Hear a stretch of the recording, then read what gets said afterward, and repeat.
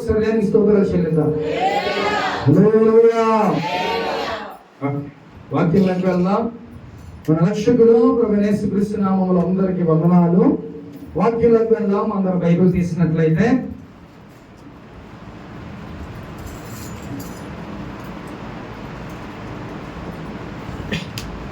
లేవీకాండం 19వ అధ్యాయం.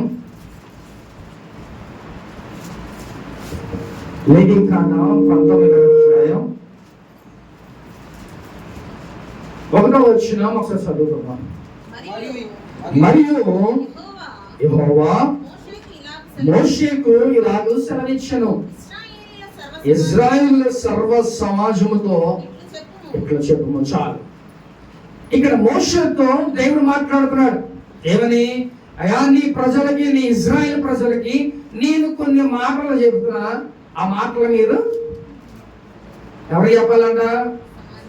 ప్రజలందరికీ చెప్పమంటాడు. ఎవరు చెప్పమంటున్నారు? దేవుడు. ఆయన ఏది చెబితే అది చెయ్యాలి మనం. అవునా కదా? ఆయన ప్రజలంగా, ఆయన బిడ్డలుగా మనం ఏదైతే ఆయన మాట చెబుతాడో ఆ మాట మనం స్వీకరించి దాని ప్రకారం మనం నడుచుకోవాలి. అవునా కదా? కాబట్టి ఇప్పుడు మోషేతో దేవుడు మాట్లాడుతున్నాడు. నేను కొన్ని విషయాలు మీకు చెప్తా, ఆ విషయాలు నా ప్రజలు, ఇజ్రాయేల్ ప్రజలందరికీ ఈ మాటలు చెప్పు. ఈ మాటలు చెప్తే వాళ్ళు అలాగే నడుచుకోవాల్సిందే అని చెప్పి మోషేతో చెప్తున్నాడు. ప్రేమ దేవుని మీద. కాబట్టి ఇప్పుడు క్లియర్ గా అర్థమైందా? మోషేతో ఎవరు మాట్లాడుతున్నాడంట? దేవుడు మాట్లాడుతున్నాడంటే తన సేవకుడికి ఒక మాట చెప్పాడు. ఆ మాట ఏం చెప్తున్నాడంట? వెళ్ళి నా ప్రజలకి నువ్వు చెప్పు. కాబట్టి దేవుడు ఎవరికి? సేవకుడికి చెప్తున్నాడు. సేవకుడు ఎవరికి చెప్తున్నాడంట? ఎవరికి చెప్తున్నాడంట? తన ప్రజలకి. అర్థమవుతున్నా? క్లియర్ గా అర్థమైందా? దేవుడు తన సేవకుడికి చెప్పాడు. ఆ సేవకుడు ఏం చేస్తున్నాడు? తన ప్రజలకి చెప్తున్నాడు. కాబట్టి ఇప్పుడు దేవుడు మనకి ఏం మాటలు చెప్తున్నాడో ఆ మాటలు విని దాని ప్రకారం మనం నడుచుకోవాలని మాటలు దేవుడు చెప్తున్నాడు. ప్రేమ దేవుని మీద. హల్లెలూయా. కాబట్టి చూద్దాం ఒకసారి 19వ అధ్యాయం 2వ వచనం నుంచి చదువుకుందాం. మీరు పరిశుద్ధులై ఉండవలెను. నీ దేవుడైన యెహోవానకు నేను పరిశుద్ధుడనై ఉన్నాను. హల్లెలూయా. ఇది ఫస్ట్ మాట జ్ఞాపకం చేసుకోండి ప్రేమ దేవుని మీద. నేను పరిశుద్ధుడను కాబట్టి మీరు కూడా పరిశుద్ధులై ఉండాలి. చక్కగా దేవుడు ఆయన హోలీగా ఉంటాడు, పరిశుద్ధంగా ఉంటాడు. కాబట్టి నా బిడ్డలైన నా ప్రజలకు కూడా ఎలా ఉండాలంట? పరిశుద్ధంగా ఉండాలి. చాలా మంది ఈ లోకంలో తండ్రి తాగుబోతుడైనా సరే కొడుకులు ఎలా ఉండాలని కోరుకుంటారండి? చెప్పాలి, మీరు మాట్లాడితే బాగుంటది. తండ్రి తాగుబోతూ కానీ కొడుకులు ఎలా ఉండాలని అనుకుంటారు తెలుసా? వాళ్ళకి ఏ అలవాట్లు ఉండకూడదు, వాళ్ళు మంచిగా ఉండాలి, ఏ చెడు అలవాట్లు ఉండకూడదు, చెడు తిరుగులు తిరగకూడదు అని తండ్రి కోరుకోండి. ఎలాంటి తండ్రి అంట? తాగుబోతు తండ్రి ఏం కోరుకుంటాడంట? నా బిడ్డలు చక్కగా మంచిగా ఉండాలి అని కోరుకుంటారు. అవునా కదా? అదేంటిది? స్వార్థం. ఆయన తాగుబోతుడైతే పిల్లలు కూడా ఏమవుతారు? తాగుబోతులు అవుతారు. ఎందుకంటే తండ్రిని చూసే కదా. అవునా కదా? నేను ఎలా కొనుక్కుంటానో మావాడు అలాగే. పాస్టర్ గారు ఫోటోలు తీస్తారు. ఇద్దరు కొనుక్కున్నప్పుడు ఫోటోలు తీస్తారు. కాలు, చెయ్య, తలకాయ అన్ని ఒకే పొజిషన్లో ఉంటాయి. మా ఇద్దరి, మా బుడ్డోడి నాయి ఎలాగుంటాయి? కాళ్ళు, చేతులు, తలకాయ మొత్తం ఒకే పొజిషన్లో ఉంటుంది. అంటే ఆ పిల్లలు సేమ్ ఎలాగా మనం ఎలా ఉంటామో అలాగే వాళ్ళు నడుచుకుంటారు. పిల్లలు అలాగే ఉంటారు, అలాగే జీవిస్తూ ఉంటారు. కాబట్టి ఫస్ట్ నువ్వు పరిశుద్ధుడిగా, పరిశుద్ధురాలిగా నువ్వు ఉండు. అప్పుడు నీ బిడ్డలు ఎలాగుంటారు? వాళ్ళు కూడా పరిశుద్ధంగానే ఉంటారు. నువ్వు ఆటోమేటిక్గా నువ్వు అసలు చెప్పవసరలా. నువ్వు మంచిగా కుటుంబంలో బూతులు తిట్టావనుకో నీ పిల్లలు అదే. పిల్లల ముందు నువ్వు కొట్టుకుంటున్నావు అనుకో వాళ్ళకి అదే. కాబట్టి ప్రేమ దేవుని బిడ్డ, దేవుడి రోజు నేను పరిశుద్ధంగా ఉన్నా మీరు కూడా పరిశుద్ధంగా ఉండమని మాట్లాడుతున్నాడు. కాబట్టి ఈరోజు చాలా చాలా ఇంపార్టెంట్. ఇది మొదటి మాట, పరిశుద్ధంగా ఉండమని ఈరోజు దేవుడు మనతో మాట్లాడుతున్నాడు. ఈరోజు నీ హృదయంలో ఏమైనా మచ్చలు డాగులు ఏమైనా ఉన్నాయేమో చూసుకో. ఏమన్నా దేవునికి వ్యతిరేకమైన పనులు చేస్తున్నామో చూసుకో. ప్రేమ దేవుని బిడ్డ, ఈరోజు దేవుడు పరిశుద్ధంగా ఉండమని ఈరోజు నీతో మాట్లాడుతున్నాడు. కాబట్టి నువ్వు పరిశుద్ధంగా ఉన్నావా? సరే జ్ఞాపకం చేసుకో.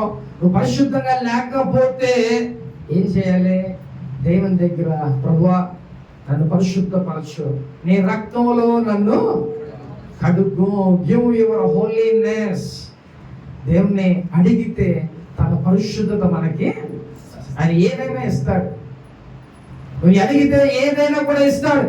కాబట్టి ఆయన ఏం కోరుకున్నాడు నీలో నుంచి అంటే, మొట్టమొదటిగా పరిశుద్ధతని దేవుడు కోరుకుంటాడు. మరి నీలో పరిశుద్ధత ఉందా? ఒకసారి జ్ఞాపకం చేసుకో ప్రేమ దేవుని బిడ్డ. నోరు తెరిస్తే అబద్ధం. ఏమంటే మనం ఎలా జీవిస్తున్నాం క్రైస్తవులుగా, మనకంటూ మనకు మనస్సాక్షి ఉంటుంది. అరే గుళ్ళో నేను ఇలా ఉంటున్నా, దేవుడు మాటలు వింటున్నా, బయటికి వెళ్తే నేను ఇలా ఉంటున్నానేంటి అని నీ మనసుకి నీకు అనిపించాలి. అప్పుడే అదొక రియలైజేషన్, నీ మనస్సాక్షిని నీకు గద్దిస్తుంది. కాబట్టి నువ్వు ఎలా ఉంటున్నావు, ఎలా బ్రతుకుతున్నావు ఒకసారి జ్ఞాపకం చేసుకో. నువ్వు ఎలా ఉండాలంటే ఈరోజు పరిశుద్ధంగా నువ్వు ఉండాలి. First point. మోషే ఏం చెప్పాడంటే, నా ప్రజలకి వెళ్ళి చెప్పు, మొట్టమొదటి ఏం పాయింట్ అంట? పరిశుద్ధంగా ఉండాలి. దేవుడు అవునంటే అవును, కాదంటే కాబట్టి ఆయన మాట ఏం చెప్పాడు? నువ్వు పరిశుద్ధంగా ఉండమని దేవుడు మాట్లాడుతున్నాడు. కాబట్టి నువ్వు పరిశుద్ధంగా కంపల్సరిగా ఉండాల్సిందే. దేవుని మాట ఒకవేళ పరిశుద్ధంగా లేకపోతే దేవుడి మాట నువ్వు విన్నట్టే, అవునా కదా? కాబట్టి మొట్టమొదటి పాయింట్ ఏంటంట, నువ్వు పరిశుద్ధంగా ఉండాలి. దేవుడు ఏం చెప్తాడు? నేను పరిశుద్ధంగా, మీరు కూడా పరిశుద్ధులై ఉండండి అని చెప్తున్నాడు. రెండో పాయింట్ చూద్దాం. మీలో ప్రతివాడు తన తల్లికి తన తండ్రికి భయపడవలెను, నేను నియమించిన విశ్రాంతి దినములను. ఒకసారి రెండో వచనం చదువుదాం. సార్ మూడో వచనం. మీలో ప్రతివాడు తన తల్లికి తండ్రికి భయపడవలెను, నేను నియమించిన విశ్రాంతి దినములను ఆచరింపవలెను, నేను మీ దేవుడైన యెహోవాను. చాలు, హల్లెలూయా. ఈ రెండో వచనంలో, ఈ మూడో వచనంలో రెండు విషయాలు దేవుడు మనతో మాట్లాడుతున్నాడు. ఏంటంటే, మొట్టమొదటిగా నీ తల్లిని తండ్రికి నువ్వేమవ్వాలంట? భయపడాలి. కొంచెం మనకి రెక్కలు వస్తే ఏమైందంట? ఎగురుకుంటే. అంటే నీకంటూ నువ్వు కొంచెం సంపాదిస్తున్నావు అనుకో, నీకు ఎలా ఉంటుంది అంటే పెద్ద పౌడర్ చేస్తూ ఉంటాం మనం. నాకు రెక్కలు వచ్చేసి నేను సంపాదించుకుంటున్నా, నువ్వేంటి ఆయన నాకు చెప్పేదే. మా అమ్మగారు చాలాసార్లు నాకు చాలా విషయాలు చెప్తూ ఉండేవాళ్ళు. నేనేం మాట్లాడానంటే, ఉరుకో మసాలా ఏం తెలుసు నీకు? వాళ్ళన్నీ చూసి వచ్చిన వాళ్ళు మనకి చెప్తున్నారు, మనమేం చూడాలా, కానీ మనమేం మాట్లాడుతున్నాం. ఏం చెప్తున్నావు అమ్మా, ఏం తెలుసు నీకు? నాకేం తెలుసు. కాకపోతే ఆ మాటలు ఆ టైంలో అలా ఉంటాం. కానీ ప్రియమైన దేవుని బిడ్డ, తల్లిదండ్రులకి ఏమవ్వాలంట? భయపడాలి. వాళ్ళని గౌరవించాలి, వాళ్ళకి భయపడాలి. ఎందుకని? వాళ్ళకి అన్నారు, వాళ్ళని పెంచారు, ఒక స్థితిలో వాళ్ళు మనల్ని. కాబట్టి వాళ్ళకి తప్ప మనం ఎవరికి భయపడతామండి? నేను కూడా మా నాన్నకి తప్ప నేను ఎవరికి భయపడాము. ఇప్పుడు కూడా పైనుంచి అరిస్తే గబగబా పరిగెడతామే. అది మా పొజిషన్. కాబట్టి నీ తండ్రికి తల్లికి నువ్వేమవ్వాలంట? భయపడాలి. ఈరోజు పాపం అనేక మంది తల్లిదండ్రుల్ని రోడ్ల మీద ఎక్కడో దూరాన్ని వదిలేసి వెళ్ళిపోతున్నారు. ఎందుకో తెలుసా? ఆ వృద్ధాప్యంలో వాళ్ళని పెంచలేక, వాళ్ళని చూడలేక, అలా తల్లిదండ్రుల్ని రోడ్డు మీద వదిలేసి, మళ్ళీ వాళ్ళకి అడ్రస్ తెలిస్తే ఏమోనని పాపం అడ్రస్ తెలుసుకొని రోడ్ల మీద ఇళ్ళకు చేస్తారేమోనని పాపం ఎక్కడ వదిలేస్తున్నారంట? దూరాన వెళ్ళిపోయి రోడ్ల మీద తల్లిదండ్రుల్ని వదిలేస్తున్నారు.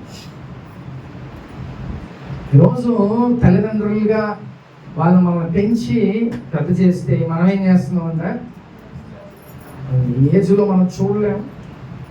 వాళ్ళు ఒక టాయిలెట్కి వెళ్తే లేదా బాత్రూమ్కి వెళ్తే మనం ఇది చేయాలి, లేకపోతే భార్యో లేదా భర్తో అలా అనుకుంటూ ఉంటారు. కానీ ఒక మాట గుర్తుపెట్టుకోండి, అదే మళ్ళీ నీకు తిరిగి వస్తుంది. అర్థమవుతుందా? ఏది విత్తుతావో అది కోస్తావు. నీ తల్లిదండ్రులు నువ్వు ముదు వచ్చేంత వరకు నువ్వు ఎత్తుకొని చక్కగా నువ్వు చూసుకోగలిగితే రేపు అదే సర్కిల్ నీకు. కుటుంబంలో అంట భార్య చనిపోయింది, భర్త అంటే పెద్దవారైన తండ్రి ఒక్కడే ఉన్నాడు, ఆయనకి ఒక కొడుకే. అయితే తన భార్య ఎలాంటిదంటే గయ్యాలు అన్నమాట. మీరందరూ మనుషులు, ఆమె చాలా గయ్యాలంట.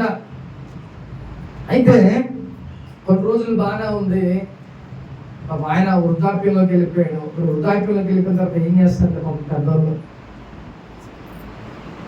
ఆమంతా కుక్కకి సపరేట్గా ఒక ప్లేట్ పెట్టినట్టుగా ఆయనకు కూడా ఒక సపరేట్ ప్లేట్ కుక్కకి పెట్టినట్టుగా అలాగ పడేస్తే ఆయన ఆ వ్యక్తి కుమిలిపోయి ఏడ్చుకుంటా తినేవాడంట. భర్త ఒకసారి అలాగే ఆ సిచ్యువేషన్ చూసి వెళ్తే ఇద్దరు గొడవలు. ఇక ఏదైనా కుటుంబంలో హోమ్ మినిస్టర్లు ఎవరండి? ఆడరు. కాబట్టి మాట నెగ్గల. అప్పుడు భర్త తన తండ్రిని చూసి ఏం చేయలేని పరిస్థితి, కుమిలిపోతున్నాడు, ఏం చేయలేకపోతున్నాడు. అయితే ఆ తండ్రి పాపం చనిపోయాడు, బాధల భర్త అన్ని చనిపోయాడు. సేమ్ ఆ ఇద్దరు భార్య భర్తలు ఏమైపోయారంట, ఇంకా ముసలి రాజు. ఇప్పుడు ఈ విషయాలన్నీ ఎవరు చూసారు తెలుసా? వాళ్ళకున్న కొడుకు కూతురు చూసారు. చిన్నప్పటి నుంచి చూస్తా వాళ్ళు ఏం చేశారో తెలుసా? వాళ్ళ అమ్మ నాన్న కూడా బయట కూర్చోబెట్టి చెప్పేసారు, ఏంట్రా అలా నువ్వు తాతకి ఎలా చేసావు, నేను కూడా నీకు అలాగే చేస్తాను. అంటే నీ పిల్లలు నిన్ను చూసి ఫాలో అవుతారు. ఇంకొక విషయం ఏంటంటే నువ్వు ఏది విత్తుతావో అది వస్తావు, జాగ్రత్త. కాబట్టి తల్లిదండ్రుల్ని నువ్వు ఏం చేయాలంటే సన్మానించాలి, అదొక ఆజ్ఞ. అలాగే ఇక్కడ దేవుడు ఏం మాట్లాడతాడు, తల్లిదండ్రులకి నువ్వు భయపడాలి. అర్థమవుతుందా? తల్లిదండ్రులకి మనం భయపడాలి, వాళ్ళు చాలా జాగ్రత్తగా చూసుకోవాలి. ప్రేమని దేవుడు హల్లెలూయా. కాబట్టి రెండవ మాటగా దేవుడు ఏం చెప్తాడు మనకి, తల్లిదండ్రులను నువ్వు చాలా జాగ్రత్తగా చూసుకోవాలి, వాళ్ళకి నువ్వు భయపడాలి. వాళ్ళు చిన్నప్పుడు చక్కగా వాళ్ళు ముద్దులు గడిగి మూతులు గడిగి అన్నీ చేస్తారు. వాళ్ళు పెద్దోళ్ళు అయిపోయిన తర్వాత ఏమవుతుందంట, వాళ్ళే మనకి చిన్నపిల్లలు, వాళ్ళు కూడా మనం అలాగే చూసుకోవాలి. ప్రేమ మీరు ఎవరు చూసుకుంటారు కదా? ప్రేమ ఇవన్నీ మనకు ఉండాలి. ఆ ప్రేమ లేకపోతే రేపు మన పరిస్థితి, మన ఊరినే ఇప్పుడు మనకు బలం ఉంది కదా అని అనుకుంటున్నాం. మెల్లిగా కొన్ని సంవత్సరాలకి ఏమైందంటే రిపేర్లు షెడ్కి వెళ్ళిపోతాం మనం కూడా. అర్థమవుతుందా? నిత్యం ఎప్పుడు సంవత్సరంలాగా బలం అట్టాగి ఉంటుంది అనుకోమాకండి. బలం రోజు క్షీణించిపో, సంవత్సరాలు అవుతే ఏముంటుందంట, క్షీణించిపోతా ఉంటాం. కాబట్టి నువ్వు చాలా జాగ్రత్తగా నీ తల్లిదండ్రులను చూసుకోవాలి, నీ తల్లిదండ్రులను గౌరవించాలి, నీ తల్లిదండ్రులను భయపడాలి. ఈరోజు మీరందరూ ఎలా ఉంటున్నారో మీ ఇళ్ళలో నువ్వు జాగ్రత్తగా ఆలోచించుకోండి. ప్రేమ దేవుని బిడ్డ, నీ తల్లిదండ్రులకి నువ్వు భయపడాలి. వాళ్ళు చనిపోయేంత వరకు చూసే బాధ్యత కూడా మీదే. అర్థమవుతుందా? కాబట్టి రెండవది ఏంటంటే నీ తల్లికి తండ్రికి నువ్వు భయపడాలి. ఈ మాట ఎవరు చెప్తున్నారు? పాస్టర్ గారు చెప్తున్నారా? దేవుడు చెప్తున్నాడు. ఈ మాట మీరు వినాల్సిందే. ఏంటంటే ఆ తల్లిదండ్రులకు నువ్వు భయపడాల్సిందే. మూడవది ఏం చెప్తున్నాడంట, నీ నియమించిన విశ్రాంతి దినమును ఆచరింపవలెను. హల్లెలూయా. ఎంతమంది ఆచరిస్తున్నారండి? విశ్రాంతి దినం అంటే ఏంటిది? ఏంటిదండి విశ్రాంతి దినం అంటే? మనం ఎప్పుడు కొనుక్కుంటే అప్పుడు విశ్రాంతి అండి. చక్కగా విశ్రాంతి దినం అంటే ఆదివారం. ఈ ఆదివారం నువ్వు ఏం చేయాలంట, దేవుని దగ్గర నువ్వు మనం కీర్తన చదువుకున్నాం. ఇది యెహోవా దినము ఏర్పాటు చేసుకున్న దినం.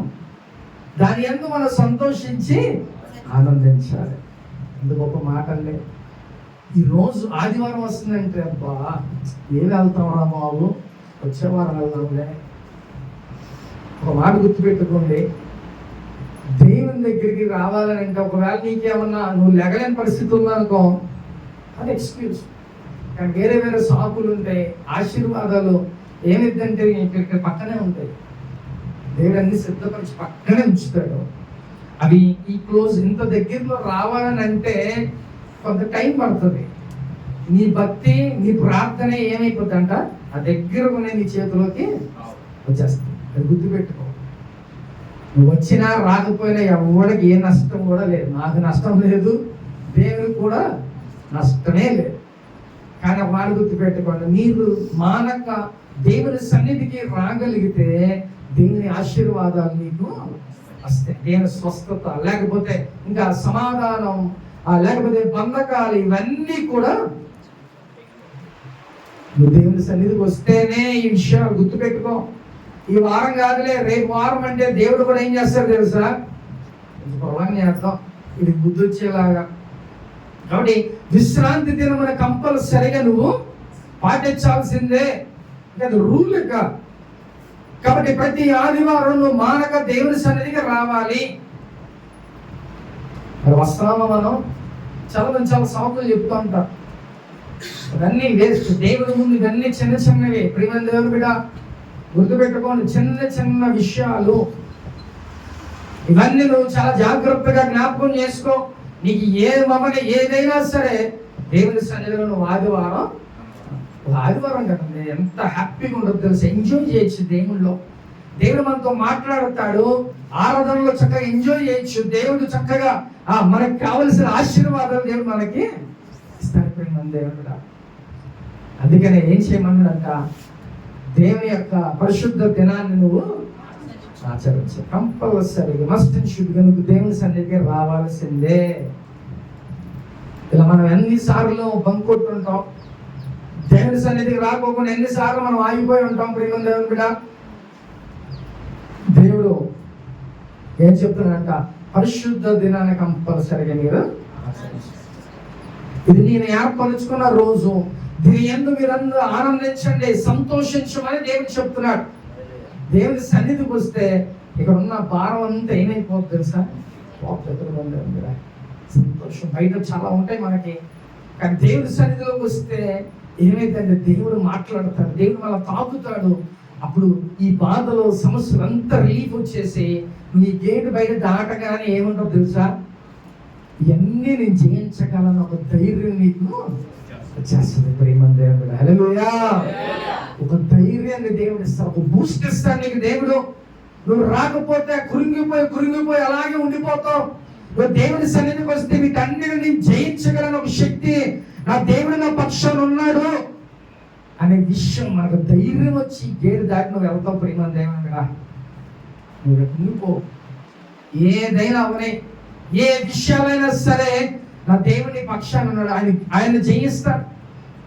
కాబట్టి ఏం చేయాలంట, ఏం చెప్తున్నాడు మోషేతో, నా యొక్క రోజు విశ్రాంతి దినమని మీరు కంపల్సరిగా ఆచరించవలసిందే. దీంట్లో ఏ ఎక్స్క్యూజెస్ లేవు. ఇక్కడ ఏమైనా రాసి ఉన్నాడా, నీకు జ్వరం వస్తే రావద్దని, లేకపోతే నువ్వు ఏదో పిల్లలు పేరంటారు తద్దినాలు జనాలు ఉంటే రావద్దని దేవుడు అని చెప్పి రాసి ఉంచాడు. ఇక్కడ ఒకటే మాట, ఏ మాట అంట, నువ్వు కంపల్సరిగా ఆదివారం రావాల్సిందే. ఈ మాట చెప్తున్నా. కాబట్టి గుర్తుపెట్టుకో ప్రేమ దేవుడు. ఎక్కడ వరకు ఎన్ని చెప్పాడు మోషేతో, ఏంటంట, పరిశుద్ధ దినాన్ని ఆచరించాలి. తర్వాత పరిశుద్ధంగా మీరు ఉండాలి. రెండవది ఏంటంట, తల్లిదండ్రులకు భయపడాలి. మూడవది ఏంటంట, విశ్రాంతి దినాన్ని మీరు ఆచరించాలి. ప్రేమ దేవుడా, హల్లెలూయా. చూద్దాం 4వ వచనం కూడా, మీరు వ్యర్థమైన దేవతల చుట్టూ తిరగకూడదు, మీరు పోత విగ్రహములను చేసుకొనకూడదు, నేను మీ దేవుడినైన యెహోవాను. చాలు, హల్లెలూయా. ఇక్కడ దేవుడు ఏం మాట చెప్తున్నాడంటే, విగ్రహాలకి మనం మొక్కకూడదు. ఎందుకని? మన క్రైస్తవులు దేవుని బిడ్డలు. అందుకనే వాటి జోలికి అసలు మనకు అనవసరం, అంతే కదా. వాటి జోలి మనకు అనవసరం. కాబట్టి ఏం చేయాలంటే ఆ ప్లేసెస్కి మనం వెళ్ళకూడదు. వాటినంటూ మనం ఇక అనేది వాటి జోలి అనేదే మనకు అసలు అవసరం లేదు. అర్థమవుతుందా? ఏంటంట? మళ్ళీ ఒకసారి చదువుదామా? మీరు వ్యర్థమైన దేవతల తట్టు తిరగకూడదు. మీరు పోత విగ్రహములను చేసుకొనకూడదు. నేను మీ దేవుడైన యెహోవాను. చాలు. హల్లెలూయా. ఏంటంట? వ్యర్థమైన దేవతల తట్టు. చాలా మంది ఇప్పటికి గ్రంథంలో చాలా మందికి కింద కాళ్ళ దగ్గర తాళ్ళు కట్టుకొని ఉంటారు. ఎందుకు కట్టుకున్నారో మీకు తెలియదు. ఎవడో ఏదో చెప్తే కట్టేసుకున్నారు. ఏంటంటే అవి ఏం చేస్తాయి? నేను చేస్తాయా? పోనీ మీకు ఏమి జరగలేదంటే నేను కూడా కట్టుకుంటా. మీరు అసలు సూపర్ ఎమో ఉన్నాం, మీకు మాకు ఏ జ్వరం కూడా రాలేదు, మాకు అసలు ఏ బాధలు లేవు, సమస్యలు లేవు అన్నారు మీకు. నేను చెప్తా అందరూ కట్టుకుంటారు బాబా. వ్యర్థమైన వాటి వైపు తిరగొద్దని దేవుడు చెప్తున్నాడు. నువ్వు చచ్చిపో, అవసరమైతే చచ్చిపో, కానీ దేవుని వైపే నువ్వు చూడాలి. ఈ మాట గుర్తుపెట్టుకో ప్రేమ దేవుని మీద. ఎటువైపు కూడా నువ్వు చూడడానికి సమస్యలే లేక నీకు ఏది వచ్చినా దేవుడే.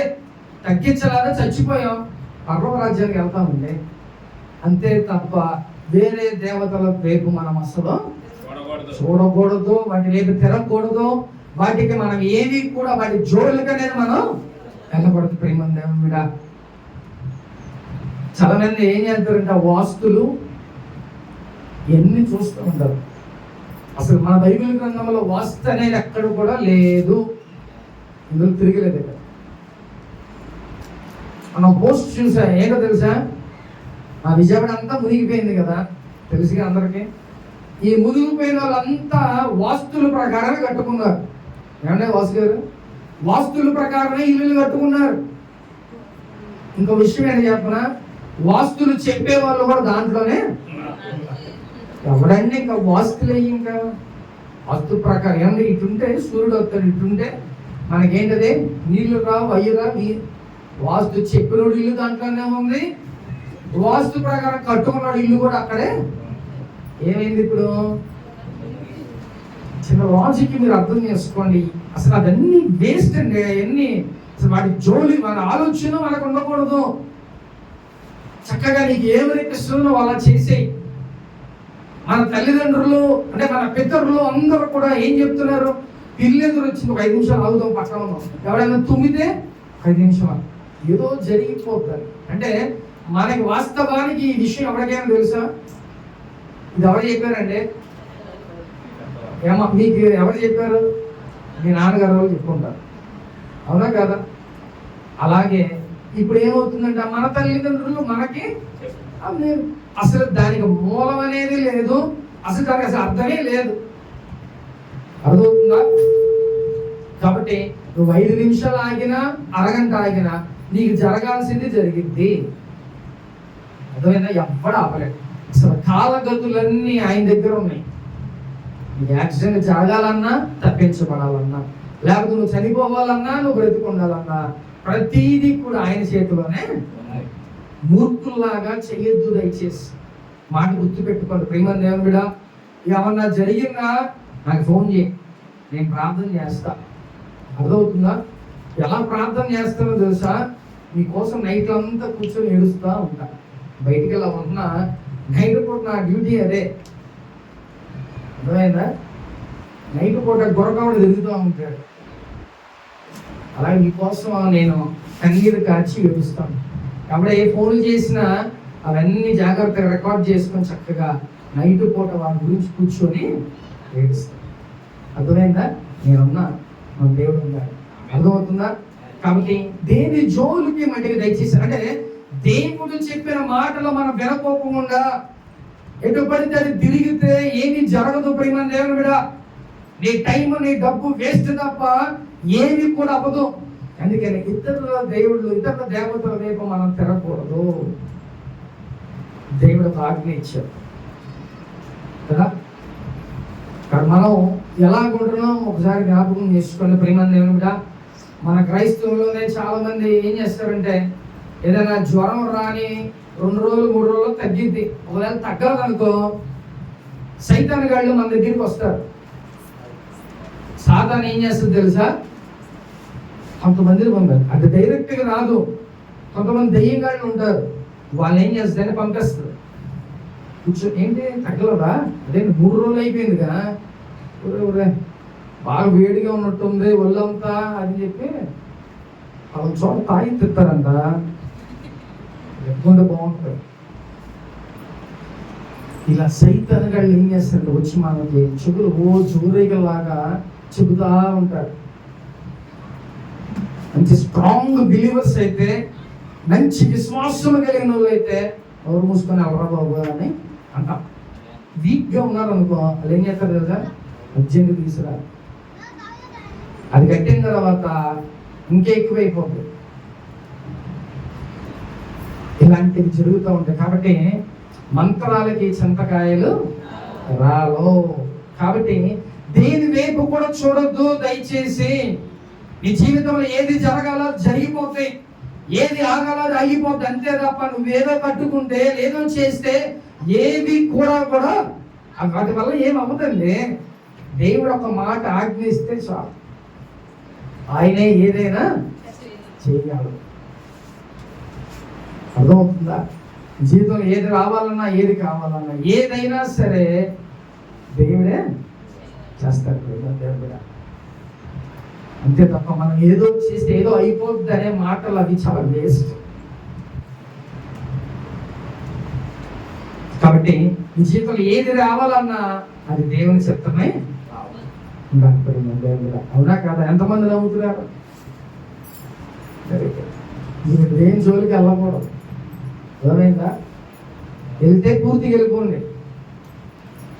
అర్థమైందా?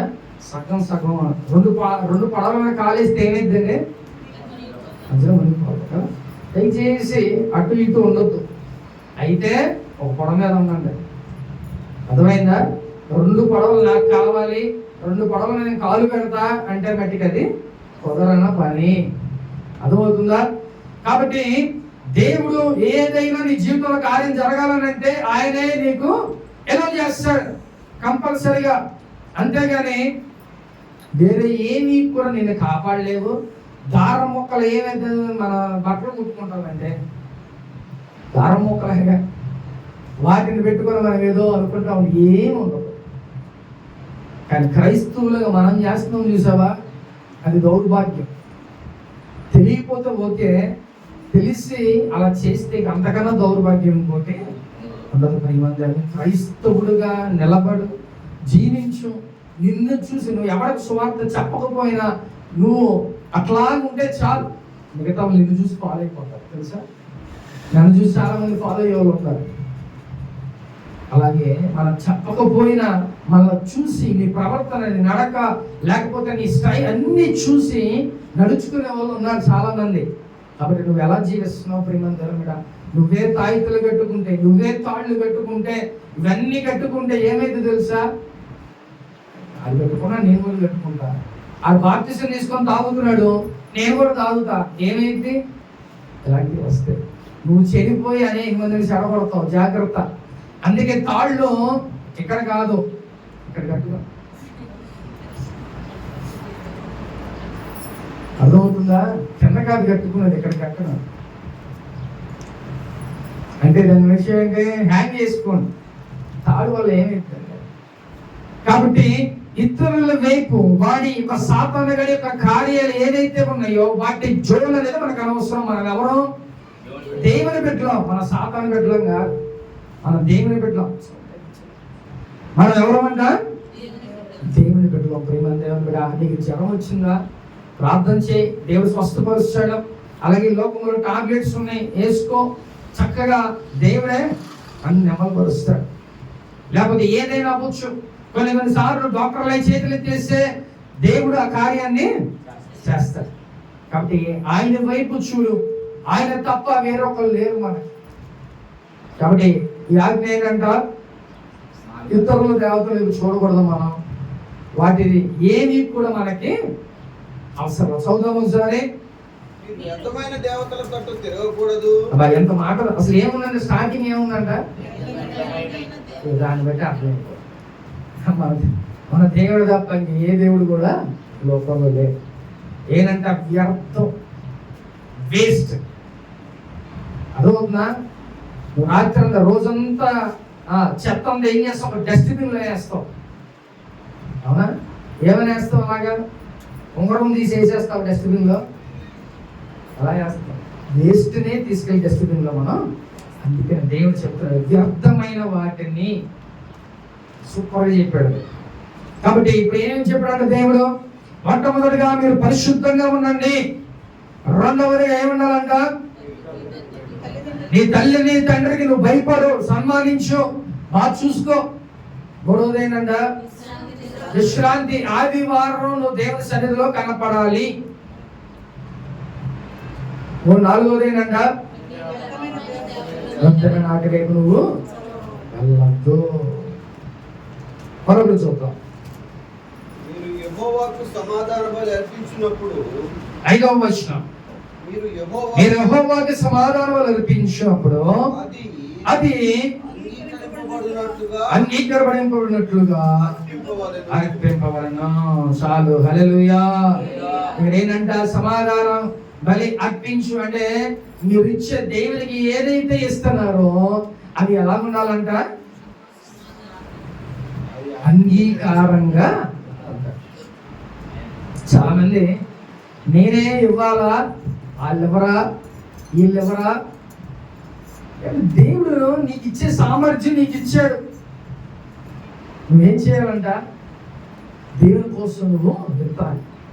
ఆయన నువ్వు ఇస్తున్నావంటే నీ ప్రతి రూపాయి అక్కడ దేవుడు దాచిపడి ఉంటాయి.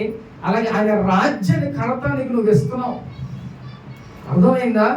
నువ్వు ఇచ్చే ప్రతి రూపాయి అక్కడ లెక్కించబడి ఉంటాయి, నీకు దాచిపడి ఉంచుతాడు దేవుడు.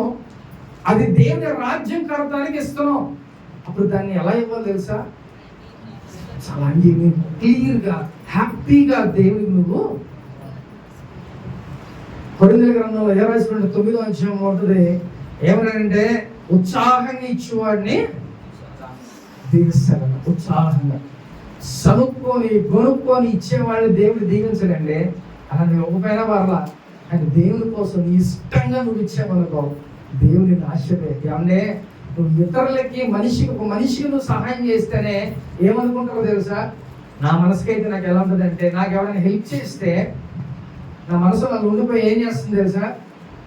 వాడికి ఎలాగైనా నేను సహాయం చేయాలి అన్న మనసులో ఉంటాను. ఛాన్స్ వచ్చినప్పుడు చేస్తాను. నాకు ఆ స్థితి ఉంటే కంపల్సరీగా నేను చేస్తాను. అలాంటిది దేవునికి ఇస్తున్నావు నువ్వు. ఎవరికంట? దేవునికి ఇస్తావు. దేవుడు నేను అసలు విడిచిపెడతాడా? కంపల్సరిగా నువ్వు ఇచ్చేదానికి రెట్టింపుగా దేవుడు ఇస్తాను. ప్రియమైన దేవుడా, కాబట్టి శ్రేష్టమైనది దేవునికి నువ్వు అర్పించే బలి ఆయనకి అంగీకారంగా. హేబేలు కయ్యోను ఇచ్చారు, ఇద్దరు బలిని. ఎవరు అంగీకరించారండి? ఎవరు అంగీకరించారు? హేబేలు, కయ్యోను. హేబేలు అన్నావు చేతులు అతను. ఊరి నాయన ఎన్ని క్వశ్చన్ మార్కులే కనబడుతున్నాయి నాకు. ఎవరు హేబేలు అన్నావు చేతులు ఎత్తండి, కయ్యోను అన్నావు చేతులు ఎత్తండి. ఏంటి మీదంతా 50-50 ఇదే?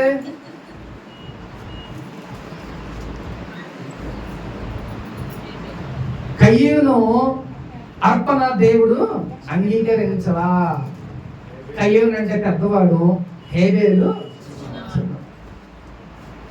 కయ్యోను అర్పణ అర్పించలా, దేవుడు స్వీకరించలా. ఎందుకో తెలుసా? ఫస్ట్ మొత్తం అన్నీ పోటేసేసి పెట్టేసేసి, అన్ని ఫస్ట్ శాస్త్రాన్ని పెట్టేసి, అమ్మో దేవునికి ఎంత బాగా అని చెప్పి మళ్ళీ తీసేసి ఏం చేశాడు? దేవుడికి అది తీసుకొని ఇలా దహన బలి అర్పిస్తే దేవుడు కానీ హేబెల్ ఏం చేశాడు తెలుసా? శ్రేష్టమైన గొర్రె పిల్లలు, మంచిగా లేతగా ఉన్న గొర్రె పిల్లలు తీసుకెళ్లి దేవునికి అర్పించాడు. అప్పుడు ఆయన స్వీకరించాడు. దేవుడు కాబట్టి నీ అర్పణ దేవునికి అంగీకారంగా ఉండాలి. అలా ఉంటుందా? అసలు దేవునికి ఇస్తున్నావా? జ్ఞాపకం చేసుకో. దేవునికి ఏమేమి ఇవ్వాలంట? దశమ భాగం ఇవ్వాలి, కానుకలు ఇవ్వాలి, ఇంకా నీ హృదయాన్ని ఇవ్వాలి, ఇంకా దేవునికి నీ సమస్తం. అంటే దేవుని కోసం పని చేయాలి. నీ యొక్క హ్యాండ్, నీ యొక్క చేతులు, కాళ్ళు, లేకపోతే నీ మైండ్, ప్రతిదీ దేవునికి ఉపయోగపడేలాగా ఉండాలి. చాలా మంది డబ్బులు ఎత్తనంగా దేవునికి అనుకోమాకండి. ఇక్కడ ఆల్రెడీ వర్క్ చేయాల్సింది ఎవరు? మనమే. చేపలేసి ఊడి చేసే వాళ్ళు ఒకరు ఉండాలి, చేసేసేవాళ్ళు, లేదా కడిగే వాళ్ళు, ఇవన్నీ కూడా చేయాలి. నాకేంటిలే అని అనుకుంటే ఆశీర్వాదం నీకే కోల్పోతావు. గుర్తుపెట్టుకో. మేము పని చేసేటప్పుడు, నేను చిన్నప్పుడు చర్చిలో వాళ్ళు చేస్తూ ఉంటే వాళ్ళకన్నా ముందుగానే ఒక అరగంట ముందే వెళ్ళిపోయి మేము చేసి వచ్చేసేవాళ్ళం. ఎందుకని? మాకంటే ఆశీర్వాదం ఉంటుందిలే అనేసి చక్కగా వెళ్ళిపోయి చక్కగా అన్ని చేపలు వేసేసి, చైర్స్ అన్నీ వేసేసి, వాటి మళ్ళీ తడిగుడ్డ పెట్టి తుడిసేసి వెళ్ళి మళ్ళీ స్నానం చేసి దేవుని కోసం నువ్వు సమస్తం ఇవ్వాల్సిందే. అర్థమైందా? మన సంఘంలో కొద్ది ఏళ్ళ మీద లెక్క పెట్టుకోవచ్చు. దశమ భాగాలు ఇచ్చేవాళ్ళు. అంటే దేవుడు నీకు ఇచ్చే దాంట్లో నువ్వేం చెప్పాడు? దేవుడు ఇవ్వాల్సిందే. దేవుని పోట నువ్వు ఇవ్వాల్సి, లేకపోతే నువ్వు ఏం చేస్తున్నావంట? దొంగిలు ఇస్తున్నావు. చాలా మంది ఏం చేస్తారంటే, ఈ నెల కాదులే వచ్చే నెల ఇద్దాం. నీ ఆశీర్వాదం కూడా అలాగే గుర్తుపెట్టుకో. నీకు ఎన్ని శ్రమలు ఉన్నాయి, ఎన్ని ఇబ్బందులు అయినా కానీ కంపల్సరిగా ఇవ్వాల్సిందే. చక్కగా ప్రసాద్ చందనామటికి ప్రతి నెల ఒక కూడా చెప్పరు, మెసేజ్ పెడతారు. అంటే వాళ్ళ భయం, వాళ్ళ భక్తి, దేవుడు మమ్మల్ని ఆశీర్వదిస్తాడని, మేము దేవునికి ఇస్తున్నాం అనే ఒక మంచి, అంటే నాకు చాలా ముచ్చటేస్తుంది కదా చూస్తూ ఉంటే. అర్థమవుతుందా? ఒక నెల నాతో అన్నాడు, బాగా చాలా స్ట్రగుల్స్గా ఉన్నాయని వాడేసుకుందాం అనుకున్నాం, కానీ భయం వేసి మళ్ళీ సూపర్. అవి చూస్తారు దేవుడు. వాస్తవానికి ఆ జీవితంలో కూడా బోర్డు సాక్ష్యాలు, ఏమన్నా ఫైనాన్షియల్గా ఎన్ని సాక్ష్యాలు మీకు? వాళ్ళ నెక్క మూమెంట్లో దేవుడు హెల్ప్ చేస్తారు. అవన్నీ నువ్వు దశమ భాగాలు, దేవుని సొమ్ము దేవునికి నువ్వు ఇవ్వాలి. అర్థమవుతుందా? నువ్వు 100 రూపాయలు సొమ్ము 10 రూపాయలు తీసి దేవునికి అందరూ పని చేసుకునే వాళ్ళు ఇవ్వాల్సిందే. దేవునికి వంకలో ఏమి చెప్పకూడదు. అలా చెబితే ఆశీర్వాదం రాకపోయిందని దేవుడు. కాబట్టి నీ అర్పణలు దేవునికి అంగీకారంగా, ఇష్టంగా ఉండాలి. విధవరాలు ఏం చేసిందంట మత్తయి సువార్తలో? 2 కాసులు కానుక. ఇది ఎవరు చూశారంట? నువ్వు వేసే ప్రతి కానుక మనం ఎలా వేస్తాం? ఇక్కడ లోపల పెట్టి అలా వేస్తాం. అది ఎవరు చూపుతున్నారు? నీ హృదయ అంతరంగాలు ఎదిగిన దేవుడు. నువ్వు వేసేది ఎంతో, ఇచ్చేది ఎంతో ఆయన తెలియదా? దేవుడు అంట ఆమె ఇచ్చిన 2 కాసుల్ని ఆయన చూశాడంట. అయితే 2 కాసులు ఇచ్చింది దేవుడు ఎందుకు మెన్షన్ చేశాడు తెలుసా? బైబిల్ గ్రంథంలో ఆమె దగ్గర అదే ఉంది. అర్థమైందా? ఆమె దగ్గర అదే ఉంది, కానీ మిగతా వాళ్ళందరి దగ్గర చాలా ఉంది, కానీ కొంత ఇచ్చారు. కానీ ఆమె దగ్గర ఉన్న అంతా దేవునికి వేసేసి, అది గొప్ప. అందుకనే దేవుడు బైబిల్ గ్రంథంలో ఆ విధవరాల గురించి దేవుడు మాట గుర్తుపెట్టుకుని, దేవునికి ఇస్తే మీరు ఆశీర్వదించబడతారు. రూల్ ఇక సమస్య లేదుక. అది దేవునికి అంగీకారంగా ఉండాలి, ప్రీతికరంగా ఉండాలి. కోల్గేట్ పేస్ట్ మనం వాడితే అర్థమైన అర్థం? కోల్గేట్ వాడరా? కోల్గేట్ పేస్ట్ వాడతారా? ఈ కోల్గేట్ పేస్ట్ ఆయనంట ఫస్ట్ ఆ పేస్ట్ పౌడర్గా, మన పౌడర్ కూడా నేను వాడా, వైట్గా ఉంటుంది పౌడర్, తీయగా ఉండదు, కొంచెం లోపల మింగేస్తూ ఉంటాం. అప్పుడు ఆ పౌడర్ని ఆయన మొత్తం ఆయన మొత్తం అమ్ముతూ ఉండేవాడంట. ఆయన ఏమైందంటే ఈ పౌడర్ నుంచి పేస్ట్ తయారు చేసేయడం, పేస్ట్ తయారు చేసి ఓల్డ్ మొత్తంలో ఇప్పుడు ఆయన టాప్ కంపెనీ కోల్గేట్. ఓల్డ్ మొత్తం ఒక ఇండియానో లేకపోతే ఆస్ట్రేలియానో కాదు, ప్రతి కంట్రీలో కోల్గేట్ పేస్ట్ అనేది ఉంది. ఆయన స్టార్టింగ్ నుంచి దేవునికి ఎంతో మంది చెప్పాడంట, దేవుడు 10% దేవుడికి ఇవ్వమని చెప్పాడు. ఫస్ట్ అలా ఇచ్చుకుంటూ వచ్చాడంట. ఎప్పుడైతే గ్రోత్ అవుతున్నామో ఆయన ఏం చేశారు తెలుసా? 20, 30, 40, 50, ఇప్పుడు ఆయన 90% దేవుడికి 100 కోట్లు ఆయన టర్నోవర్. సంవత్సరానికి 100 కోట్లు టర్నోవర్. ఎంత ఇస్తాడంట? 90% ఇచ్చి 10% ఆయన. 10% కూడా 8 కోట్లు ఆయన. కానీ ఎందుకు ఇస్తాడు తెలుసా? దేవుని కోసం ఆయన రాజ్యం కట్టబడాలి. ఇంకో మాట ఏంటో తెలుసా? ఆ కోల్గేట్ అనే ఆయన బైబిల్ ఎంత ఖర్చు? సపోజ్ 300 బైబిల్ అయితే ఆయన 100 రూపాయలు ఇస్తారంట. ప్రతి బైబిల్కి ఒక ప్రింటెడ్కి ఆయన 100 ఇస్తారు. ఎలా ఉంటుందో తెలుసు, అసలు ఎంత హ్యాపీగా ఉంటుందో, దేవునికి ఇచ్చే విషయంలో ఎంత హ్యాపీనెస్ ఉంటుందో. అలాగా ఆయన ఏం చేశాడు? ఈ 10% ఇస్తుంటే ఆ టేస్ట్ చూసాడు. ఓకే, మనం బ్లెస్ అయిపోతాం, దేవుడు చెప్పింది చేస్తాం, మనం బ్లెస్ అవుతున్నామని. అసలు ఆయన అంచెలంచెలు ఎదుగుతూ ఉండగానే ఈ పర్సంటేజ్ ఏమైపోతుందంట? దేవుడు 10% ఇవ్వమంటే ఇప్పుడు 90%. ఈ మాటలు ఎందుకు చెప్తున్నానంటే, నువ్వు ఇస్తే ఆశీర్వదించబడతావు. అర్థమవుతుందా? నువ్వు ఇచ్చే ప్రతి రూపాయి కూడా దేవుని రాజ్యం కట్టబడడానికి ఉపయోగపడి. కాబట్టి చక్కగా దేని విషయంలో ప్రతి దాంట్లో దేవునికి నువ్వు ఇవ్వాల్సిందే. అర్థమవుతుందా? నేనే ఇవ్వాలి, నేను ఎందుకు ఇవ్వాలి అనే మాటలు కాదు. ఈరోజు ప్రతి ఒక్కరితో దేవుడు మాట్లాడుతున్నాడు. మీరు ఏది సంపాదిస్తే దాంట్లో దేవునికి 10% తీసేయాల్సిందే. ఇది చేసి చూడండి, దేవుడు బ్లెస్ చేస్తాడు. నేను అనేకమైన సాక్ష్యాలు విన్నా, నేను విన్నా. ఆ ఎగ్జాంపుల్ మన ముందు వీళ్ళిద్దరు ఉన్నారు, ప్రసాద్ చంద్ర. ఈరోజు అసలు వాడుకోట కూడా లేవు, కానీ ఇలా దశభాగం ఇచ్చానని అంటే నాకు చాలా అసలు అది ఊరి బాబు ఏంద్ర బాబు ఎంత పిచ్చి. నిజమే కదా? అదే మనమైతే నువ్వు దొంగిలేస్తున్నావు. ప్రతి నెల దేవుని డబ్బులు నువ్వు దొంగిలేస్తున్నావు. నీకుంటే ఏం చేస్తున్నావు? ఎవరికి లేవు, అందరికి ఉంటాయి. కానీ దేవుడి పని ఎవడ చేయాలి? దేవుడి రాజ్యం ఎవడ కట్టాలి? మనమే కట్టాలి. కాబట్టి నీ రూపాయి దేవుడి కోసం వాడబడుతుందంటే ఎంత సంతోషం అంటే. అందుకనే దేవుడు ఏం చెప్తున్నాడంట? దేవుడికి ఇచ్చే అర్పణలో ఎలా ఉండాలంట? అంగీకారంగా ఉండాలి, శ్రేష్టంగా ఉండాలి. చక్కగా దేవుని కోసం నువ్వు గొప్పగా ఆయన రాజ్యం కడటానికి మనం ఇస్తున్నామండి. సూపర్. అసలు అది అంతకు మించింది లేక ఆయన రాజ్యం కడటానికి మనం ఇస్తున్నాం. ఎంత హ్యాపీగా ఉంటుందో తెలుసా?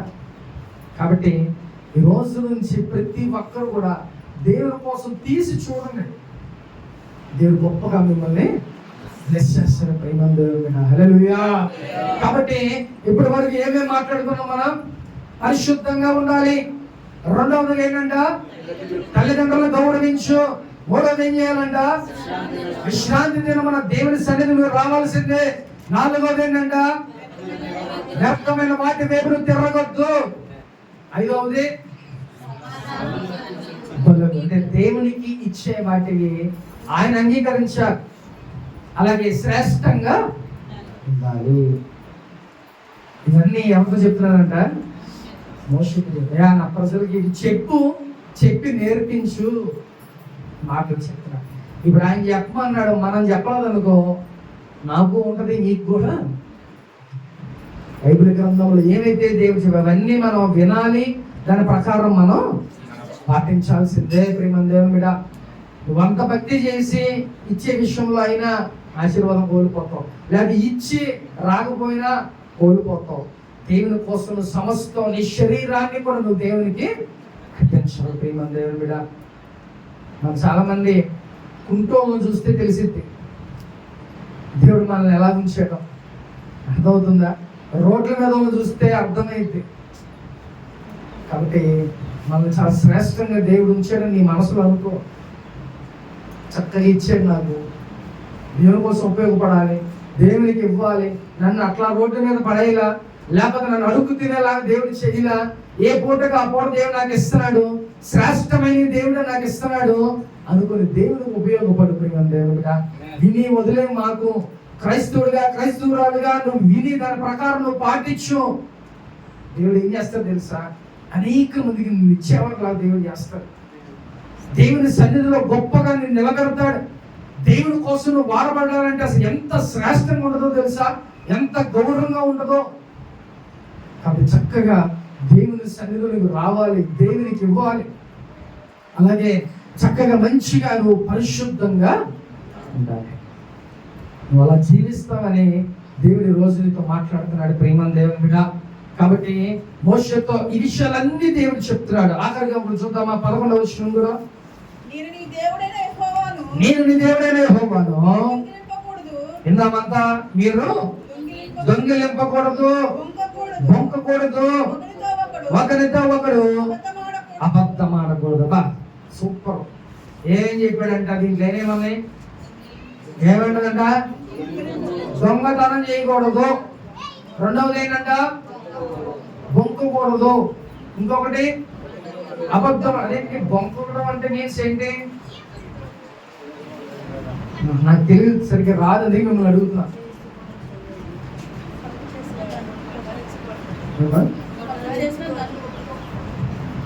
మంచి మాటే చెప్పు, కరెక్ట్ కానీ ఇంకొంచెం అంటే తప్పు. సూపర్, మంచి మాట. ఏది తెలుసా? ఆ తప్పు చేసిన దాన్ని గొప్ప స్టైల్ గా చెప్తారు. నేనేనా అంటే దబాయిస్తారు.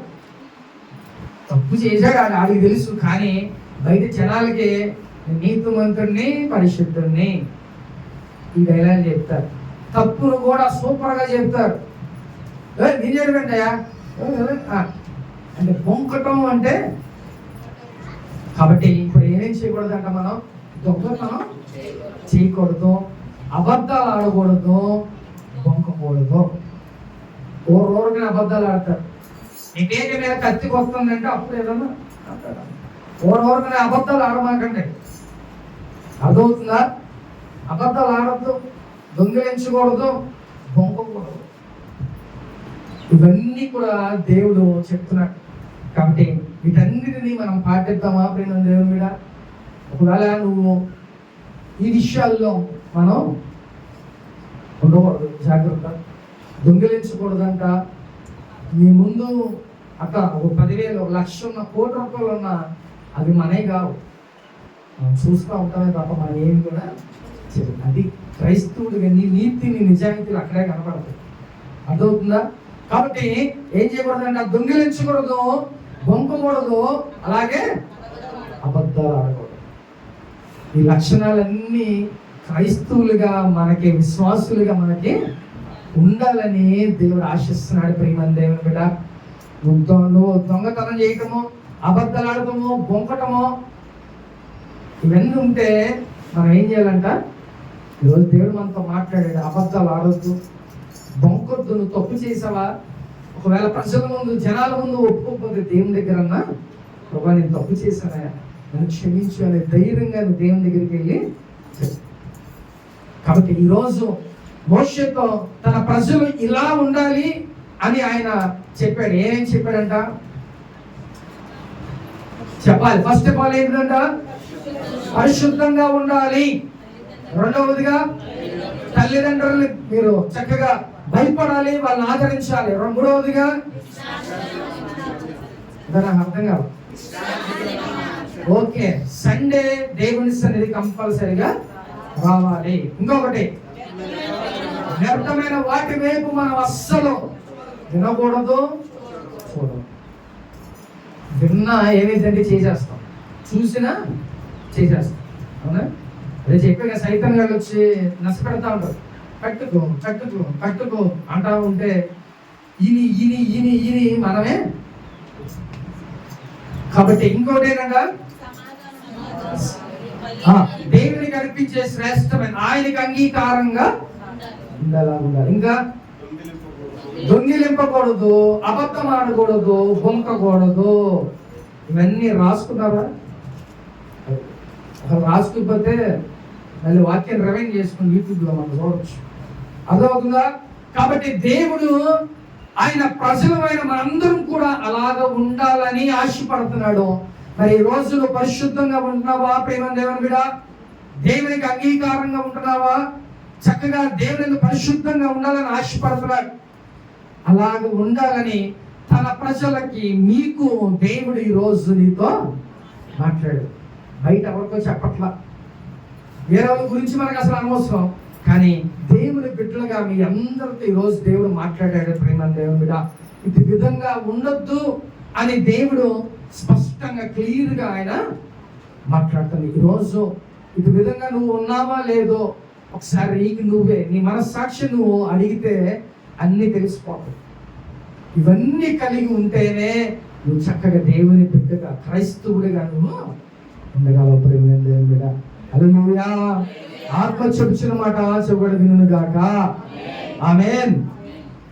అందరూ మోకరించి ప్రార్థన చేసుకుందాం.